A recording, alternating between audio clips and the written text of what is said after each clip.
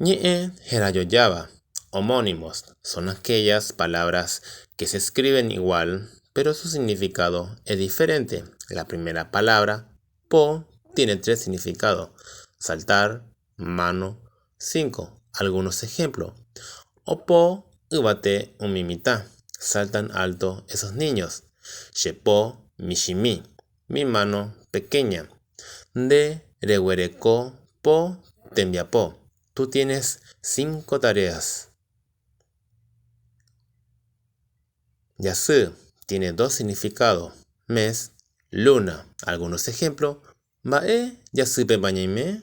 ¿En qué mes estamos? Osema yasu. Ya sale la luna. Kaiwe tiene 4 significados: perezoso, pereza, ser perezoso, quemado. Algunos ejemplos. Pemitain kaiwe ndoi. Ese niño perezoso no vino. Pe kaiwe naiponain. La pereza no es buena. Y kaiwe pemitain. Es perezoso ese niño. Oweru muyape kaiwe. Trajo pan quemado. Espero que sea de gran ayuda. Muchas gracias.